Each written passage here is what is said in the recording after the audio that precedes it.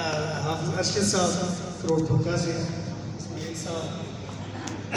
میں مختصراً یہ کہنا چاہوں گا کہ یہ جو نعت جیون ہے اس کی کلٹیویشن جو ہے کوئی کمپلیکیٹڈ نہیں ہے، بلکہ میں یہ کہوں کہ انتہائی ایک ڈھیٹ قسم کی یہ کراپ ہے۔ آپ میرا زمین پہ لگائیں، پکی زمین پہ لگائیں تو یہ ایک آپ اچھا رزلٹ دیں گے۔ اور اس کے ساتھ ساتھ میری کچھ گزارشات ہیں وہ پازیٹیو ہے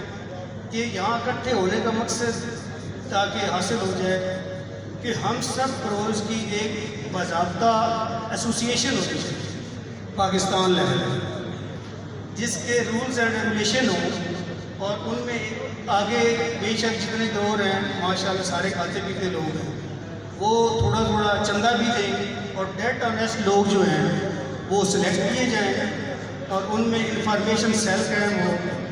اور اگر کسی ایریا میں کوئی بیماری لگتی ہے یا کوئی بندہ کسی گروہ کے بارے میں یا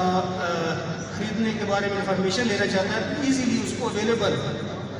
اور ایک ڈیٹا بیس قائم کیا جائے، جس میں اگر کہیں پہ جو اس کو تھریٹ میرے خیال میں آ سکتے ہیں، اللہ نہ کرے، تو وہ ہے کہ یہ ضابطگیاں ہیں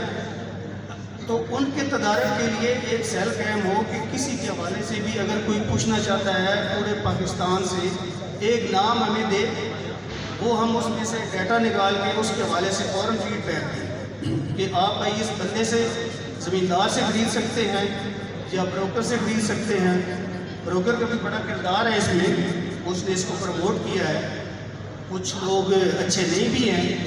تو زیادہ انویسٹر لوگ یا چھوٹا فارمر اس بات سے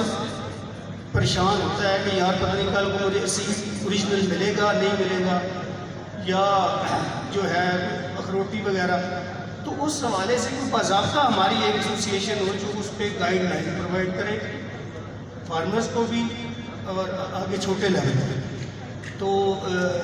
یہ میرا مقصد تھا کہ یہاں اکٹھے ہونے کا کہ ایک باقاعدہ ایسوسیشن اگر قائم بھی بہت اچھا ہو جائے۔ بہت شکریہ۔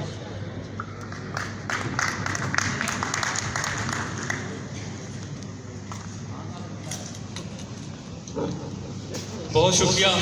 عباس فضل صاحب، خوبصورت تشریف لائے اور اپنے خیالات کا اظہار کر رہے تھے۔ اب ہمارا پروگرام چونکہ اپنے اختتام کی جانب بڑھ رہا ہے اور چند ہی ہمارے